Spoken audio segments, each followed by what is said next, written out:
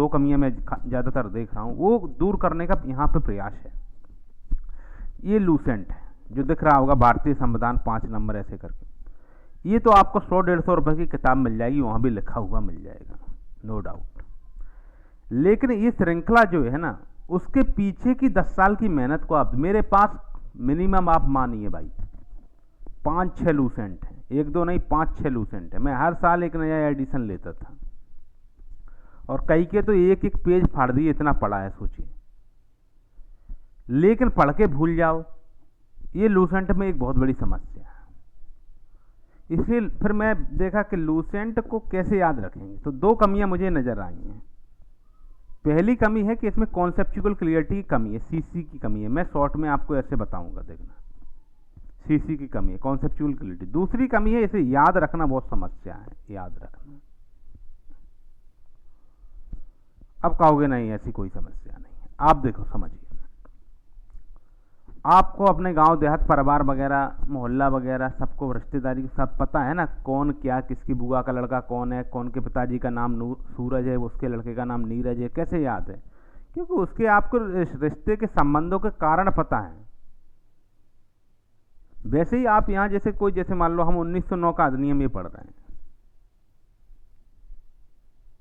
वो वाला पहले की डेमो क्लास में बता दिए हैं, और जितना गहराई से जिसे पढ़ाना होगा हम उतनी गहराई से वही पढ़ाते हैं, ठीक है। देखिए ये जो है से पृथक प्रतिनिधित्व, ठीक है, ये क्या है? इसे इंग्लिश में बोलेंगे हम सेपरेट इलेक्टोरेट फॉर मुस्लिम्स, ठीक है, मतलब मुस्लिम के लिए सेपरेट इलेक्टोरेट, इसे समझिए, पृथक प्रतिनिधित्व। ये शुरुआत कहाँ से हो रहा? 1909 से, मार्लियामेंटो रिफॉर्म्स के तहत हो रहा, ठीक है। यही जो है आगे चल के जो गांधी जी और अंबेडकर साहब जो हमारे संविधान निर्माता हैं, उनके बीच में जो पूना पैक्ट हुआ, उसका कारण ये है 1909 का, यही वाला भारत प्रसाद अधिनियम के अंदर जो पृथक प्रतिनिधित्व वाली लाइन है। और ये इतना ही नहीं, 15 अगस्त 1947 को 2 अधिराज्य बने, भारत और पाकिस्तान, उनके पीछे का भी यही कारण है। ये हो गया, मैंने आपको कारण बता दिया। अब मैं याद कैसे कराता हूं वो समझाता हूं। इसी के कारण, ये देखो इसी में कहीं लिखा होगा, मिंटो को सांप्रदायिक निर्वाचन के जनक कहा जाता है। तो मैंने कैसे याद किया इसे, मिंटो को ही क्यों किया कहा जाता, कैसे याद किया? मैंने याद किया कि इसने जो पृथक प्रतिनिधित्व दिया है, उसकी वजह से क्या देश में विभाजन बढ़ गया। जब दलितों को जब हिंदू धर्म से या सामान्य वर्ग से अलग करने का कोशिश किया, तो वहां तो गांधी जी ने संभाल लिया मैटर पूना पैक्ट के माध्यम से, क्योंकि अंबेडकर साहब जो थे वो बहुत पढ़े लिखे और समझदार थे, जानते थे विभाजन सिर्फ बांटेगा, ये सब चीजें हमें बांटेंगी, ठीक है। लेकिन वहीं जो जिन्ना जो था वो समझने को तैयार नहीं था, और इसने यहीं के इसी का फायदा उठाकर एक अलग से दूसरा देश बनाया, पाकिस्तान, भारत से निकाल के। और कौन बन बैठा? बना है वो फादर ऑफ पाकिस्तान, मतलब पाकिस्तान के जनक कौन है? मोहम्मद अली जिन्ना, स्वाभाविक है। और क्यों है वो पाकिस्तान? यदि सांप्रदायिक निर्वाचन का जनक ये मिंटो नहीं होता तो जिन्ना पाकिस्तान का जनक नहीं होता। ये याद करने का एक इंटरलिंकिंग में ऐसे करता हूँ, इससे क्या होती है, चीज़ें लंबे समय तक याद रहती, ठीक है। अब आप समझ गए, अब ये पॉइंट आप समझ गए होंगे। इसमें देखो, इसमें 1909 के अधिनियम में कितना पॉइंट है? 6 पॉइंट हैं, 6 पॉइंट है। तो ये लिखा है ना, 6 5 4 3 2 1 लिखा है ना। पहले पॉइंट जैसे मैंने पढ़ाया, पृथक प्रतिनिधित्व से क्या होगा, पाकिस्तान का भी कारण यही है, पूना पैक्ट का भी कारण यही है, और मोहम्मद अली जिन्ना जो सांप्रदायिक निर्वाचन का जनक है, उसके पीछे भी यही रीजन है, ठीक है। एक दूसरा, ये तो मैंने आपको थोड़ा कॉन्सेप्चुअल क्लियरिटी क्या होता है ये समझाया। अब दूसरा ये क्या है, अभी मिंटो है, मिंटो के बाद कौन आएगा बताइए? उसके बाद कौन आएगा? मिंटो से पहले कौन था? तो क्या है, ये हमारे रिश्तेदार नहीं है अंग्रेज वगैरह, लेकिन इनका नाम हमें याद करना पड़ता है।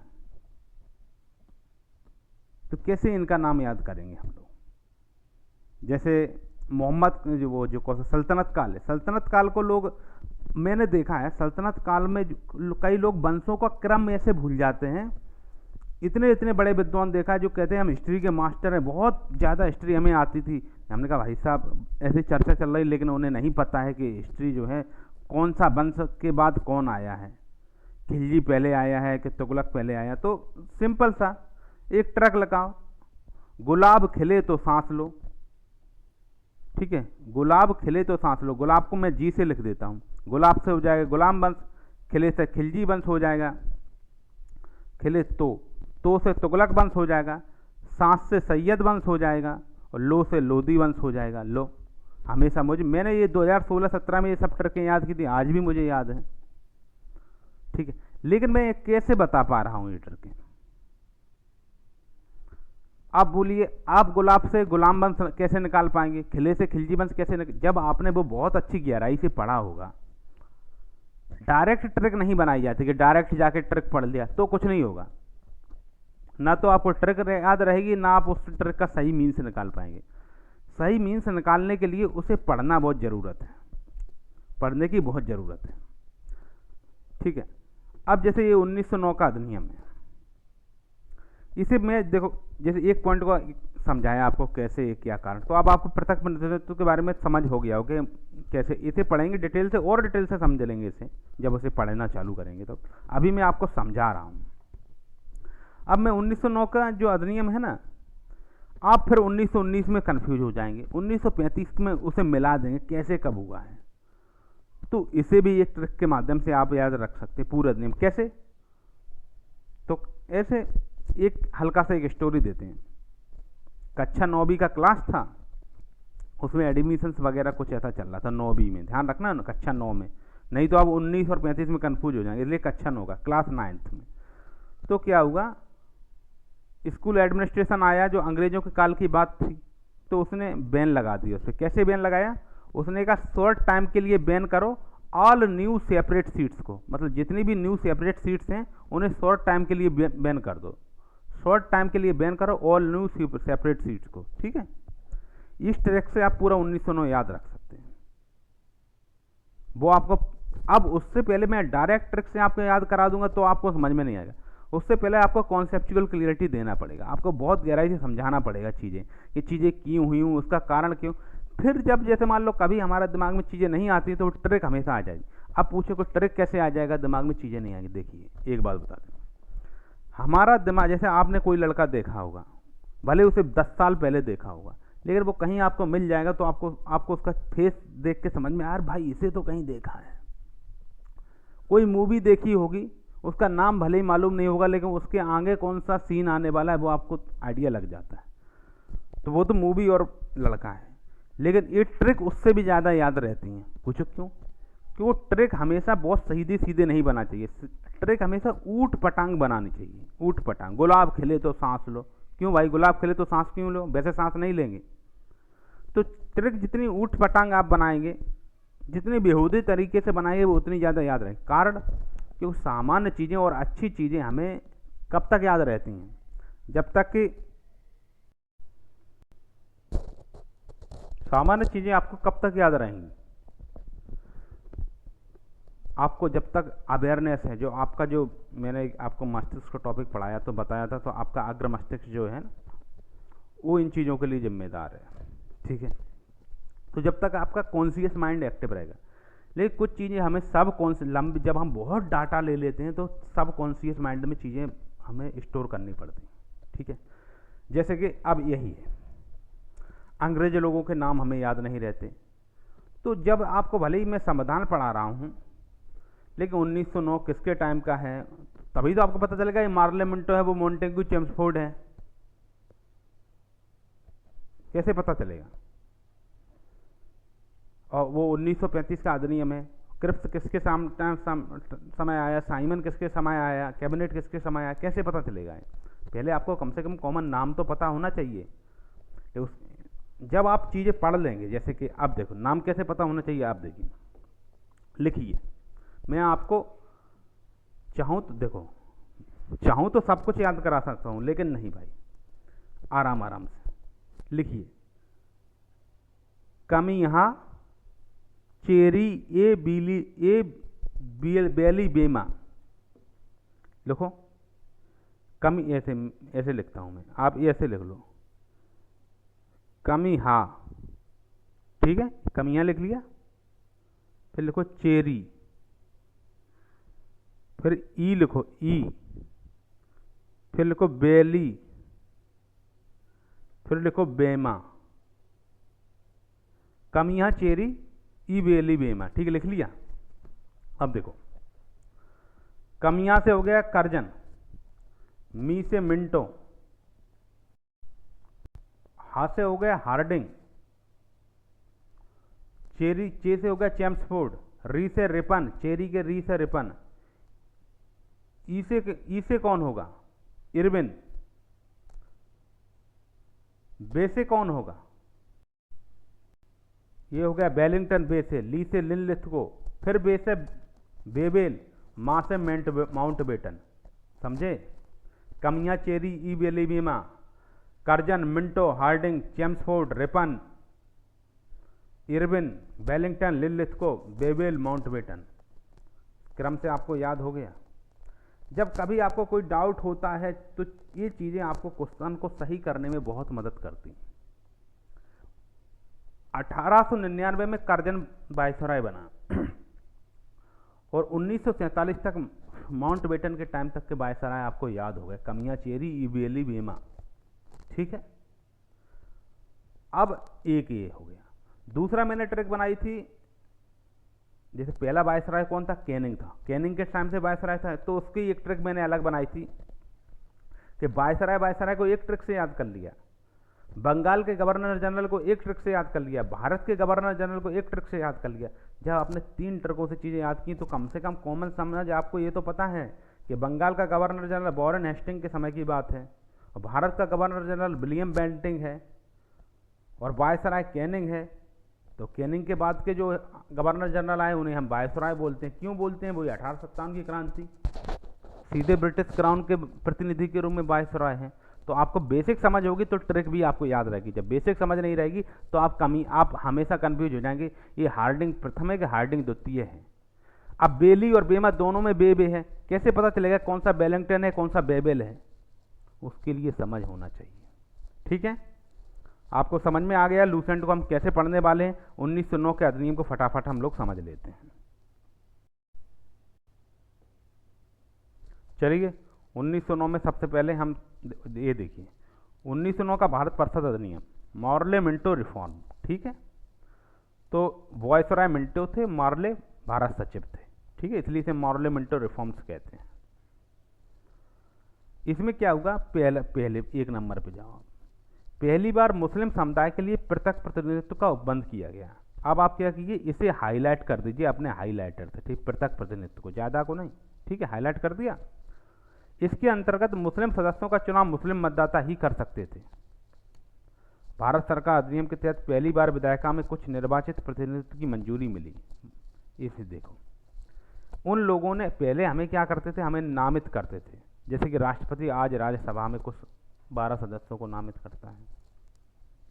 वैसे पहले हम लोगों को नामित कर, जिन लोगों को आप नामित करते हैं वो बहुत पावरफुल नहीं होते। आप जिनको कह रहे हैं कि भाई संसद में आइए, आपको कोई सांसद बना दे तो आप उसके खिलाफ थोड़ी जाएंगे, लेकिन आपको जब जनता इलेक्ट करके भेजे, आप निर्वाचित होकर जाइएगा तो आप में पावर होगा।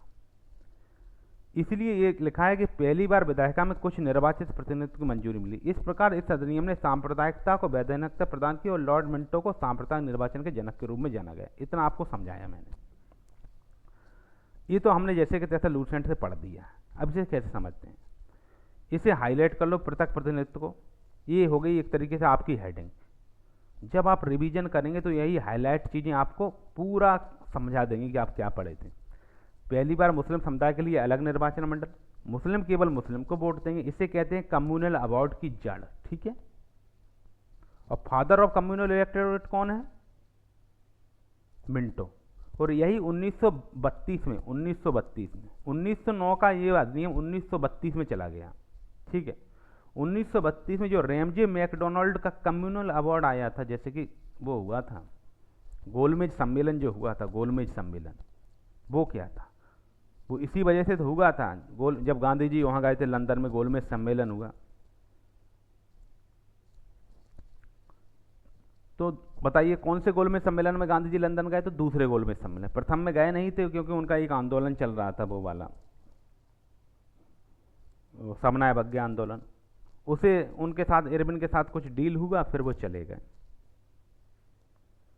तो 1932 के रैमजे मैकडोनल्ड जो अवार्ड था उसे कम्युनल अवार्ड बोलते हैं, और 1947 में जो देश का विभाजन हुआ इसका बीज यही है। ठीक है, इतना हम पहले भी आपको समझाया था। एक, भारतीयों को भारत सचिव एवं गवर्नर जनरल की कार्यकारिणी परिषद में नियुक्ति की गई। ठीक है, ये तो आपको समझ में आएगा। अब आपको ये पता होंगे कौन से भारतीय हैं जिनकी ऐसी नियुक्ति की गई गवर्नर जनरल की कार्यकारिणी परिषद में। कुल मिला के ऐसे समझ लो, आज जो कैबिनेट मंत्री परिषद वगैरह होती है ना, किचन के ऐसे प्रधानमंत्री जी की जो है मंत्री परिषद, वैसे ही गवर्नर जनरल की कार्यकारिणी होती थी वह, और उनकी भारत सचिव की भी काउंसिल होती थी। उनमें भारतीयों को नियुक्त किया जाने लगा। क्यों भाई? कौन से भारतीय थे? तो एसपी सिन्हा, सत्येंद्र प्रसाद सिन्हा, ये थे। और ये कौन बने थे? वहाँ विधि सदस्य के रूप में गए थे, लॉ मेंबर बने थे उसमें। ये जो लिखा है ना, कार्यकारिणी परिषद के रूप में नियुक्ति की गई, उसमें कौन से विधि सदस्य थे, ये भी आपको पता होना चाहिए। ठीक है, इसके पीछे का कारण था। अब ये तो पता चला, लेकिन आपको ये भी पता यहीं के यहीं बता दिया कि कौन थे, जबकि लूसेंट में से कहीं नीचे बताया होगा। देखो, सत्य प्रभाव के कारण प्रथम भारतीय तत्व में, तो जो चीज़ आप जहाँ पढ़ रहे हैं उसे वहीं के वहीं आप लिंक कर लीजिए, तो आपको लंबे समय तक चीज़ याद रहेगी। ठीक है, अब ये है ये विधान पार्षदों को वाद विवाद करने, मतलब इसे आप ऐसे हेडिंग बना सकते हैं, विधान पार्षदों के अधिकार बढ़ाए गए। कैसे बढ़ाए गए? ऐसे बढ़ाए गए कि इन्हें बजट पर चर्चा का अधिकार मिला, पब्लिक इंटरेस्ट में प्रस्ताव रखने का अधिकार मिला, सप्लीमेंट्री क्वेश्चन पूछने का अधिकार मिला। तो आप कहोगे भाई बहुत कुछ मिला, तो हम भी आपको कुछ दे देते हैं। देखो, मेरे पढ़ाने का एक तरीका है, नहीं तो आप खुद पढ़ लिए। मैं खुद 12 बार लूसेंट पढ़ा हूँ, आप क्या हमें बताएंगे? और उससे ज़्यादा बार आप खुद पढ़े, तो मैं तो खुद को गधा मानता हूँ, आप उसके सरदार माने जाओगे फिर। तो चीज़ें सही से याद करके पढ़ो। ठीक है, इन्हें भाई बजट पर चर्चा का अधिकार मिल गया। ठीक है, पब्लिक इंटरेस्ट में प्रस्ताव रखने का अधिकार मिल गया, बहुत सही। सप्लीमेंट्री क्वेश्चन पूछने का अधिकार मिल गया, चलो तो इतने अधिकार इन्हें मिल गए, तो अगर मैं अंग्रेजों के काल में होता तो मैं आपको बना देता बीपीएस, आईपीएस नहीं बीपीएस। क्यों भाई? बिहार पुलिस सर्विस, आप बीपीएस बन जाओ, हो गए यहाँ के डीपीओ डीएसपी बन गए आप। कहोगे क्या मजाक कर रहे हैं भाई? तो इन लोगों ने मजाक ही तो किया था, और क्या था ये क्या है? बजट पर डिस्कशन करने का अधिकार है आपको, ये मजाक नहीं लग रहा है भाई? डिस्कशन करने से क्या होगा? पास और रिजेक्ट करने का अधिकार दिया था क्या? नहीं दिया था। ना हम बजट पास कर सकते थे, ना बजट को फेल कर सकते थे। अगर वो कहेंगे भाई ये बकरी नहीं ये गाय है, तो हम लोग बस डिस्कशन कर रहे हैं, यार ये कितने बेवकूफ़ हैं, एक बकरी को गाय बोल रहे हैं, लेकिन फिर भी वो माना तो बकरी को गाय ही जाएगा, क्योंकि अंग्रेजों ने जो बजट बना दिया वही पारित होना है। तो हम उसे ना तो उसको रिजेक्ट कर सकते थे, ना ही पास करवा सकते थे। तो हमारा क्या मतलब था? कोरे मोरे बीपीएस बने घूम रहे हैं। नाम दरोगा रखने से कोई दरोगा थोड़ी हो जाएगा, समझ रहे हैं? अब दूसरा क्या है? पब्लिक इंटरेस्ट का है।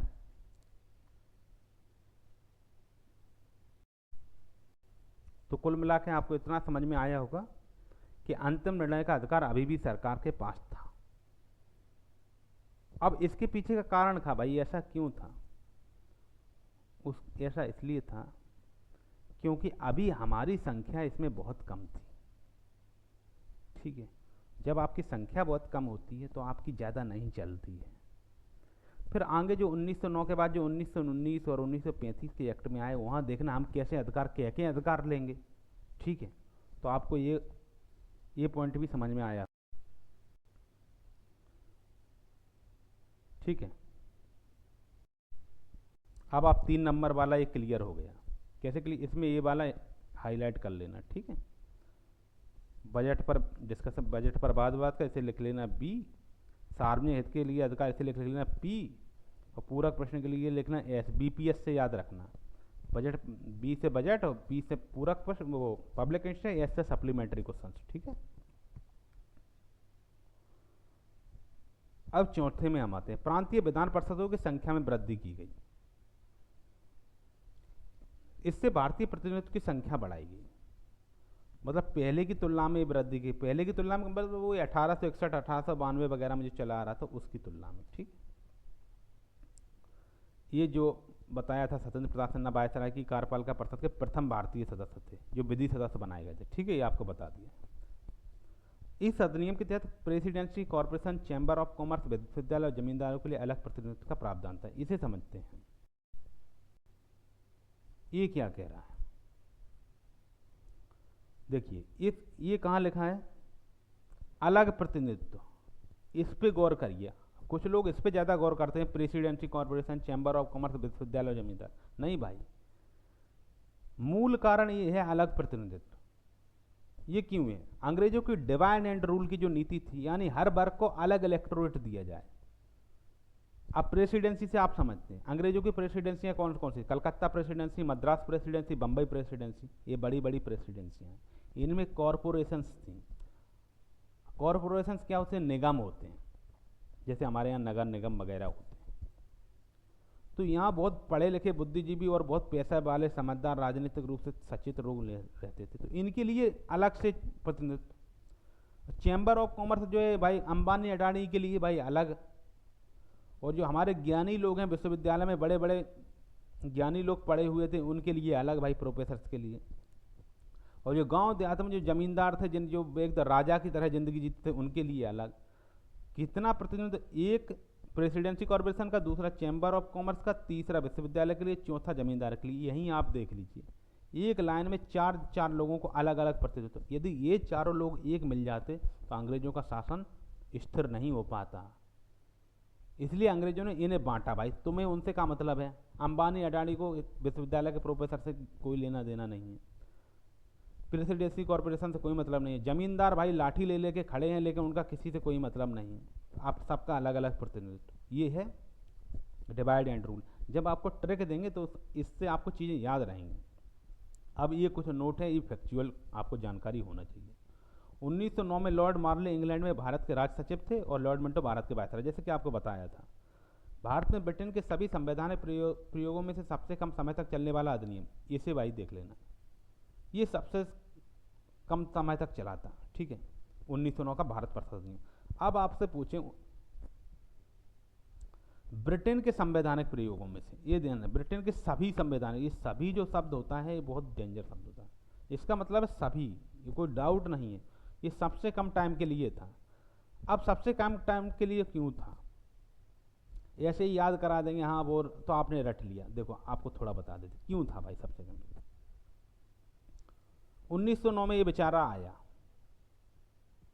1914 में एक घटना हुई, वर्ल्ड वॉर फर्स्ट, WWF नहीं WW1, वर्ल्ड वॉर फर्स्ट हुआ। फिर होम रूल मूवमेंट चालू हो गया। उसके बाद वायसराय बदल गए, मोंटेगू आ गए, भारत सचिव बदल गए, चेम्सफोर्ड आ गए। तो उनने कहा ये 1909 का तो बेकार है, हम 1909 में दूसरा ला रहे हैं। ठीक है, इसलिए ये कम समय तक चला। अब इसी से मैं अपनी ट्रिक बना के आपको याद करा देता हूं। देखिए ये कम समय का था, आपको पता है 1909 का, आपको इतना समझ में आएगा। तो लिखिए 1909 में शॉर्ट टाइम के लिए बैन करो ऑल न्यू सेपरेट सीट्स को। लिखो 1909 में शॉर्ट टाइम के लिए बैन करो, बैन करो ऑल न्यू सेपरेट सीट्स को। ठीक लिख लिया। अब इसका मैं एक एक अक्षर लिख देता हूं यहाँ पे। देखिए शॉर्ट टाइम के सामने लिखो एस, और उस एस का क्या है, शॉर्टेस्ट ड्यूरेशन एक्ट, अर्थात सबसे शॉर्टेस्ट ड्यूरेशन एक्ट, इंग्लिश में लिख लो आप, सबसे कम समय तक चलने वाला अधिनियम एस। ठीक, अब बैन करो के सामने लिखो बजट पर डिस्कशन, बी से बजट और डी से डिस्कशन। बैन करो के सामने लिखो बजट पर डिस्कशन। ठीक है, वो इसी में मिला था। शॉर्ट टाइम के लिए बैन कर all new separate seats, all से समझ लीजिए एडिशनल मेंबर, अर्थात संख्या जो सदस्यों की संख्या में वृद्धि की थी ना, सत्येंद्र प्रताप सिन्हा को लाए थे, ये क्या है मतलब संख्या में वृद्धि किया था। तो लिखो ऑल, ऑल से लिखो एडिशनल मेंबर, ठीक है। न्यू से करो न्यू से लिखो न्यू सेपरेट सीट्स, तो न्यू के सामने लिखो नॉमिनेशन इन एग्जीक्यूटिव काउंसिल। न्यू को हम कैसे लिखते हैं, NEW, ठीक है। लिखो नॉमिनेशन, नॉमिनेशन इन एग्जीक्यूटिव काउंसिल। आपको पता है किसको, किसकी नॉमिनेशन हुआ था एग्जीक्यूटिव काउंसिल में, सत्येंद्र प्रसाद सिन्हा का, ठीक है। अब सेपरेट सेपरेट सीट्स के सामने लिखो, एस के सामने लिखो सेपरेट इलेक्टोरेट्स, जो सेपरेट है ना, सेपरेट, सेपरेट के सामने लिखो सेपरेट इलेक्टोरेट्स, और बीच ब्रैकेट में लिख देना मुस्लिम्स, ठीक है।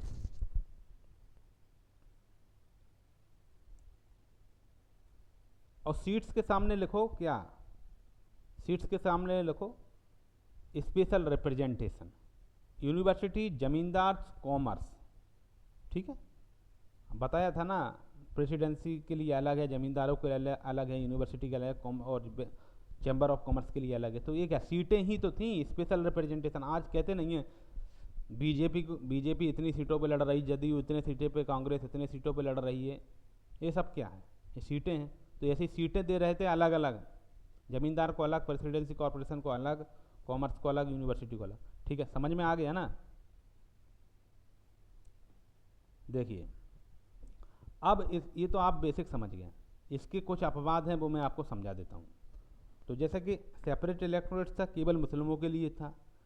अब आपकी परीक्षा में क्वेश्चन बनेगा, इसमें क्वेश्चन क्या बनेगा वो देखिए।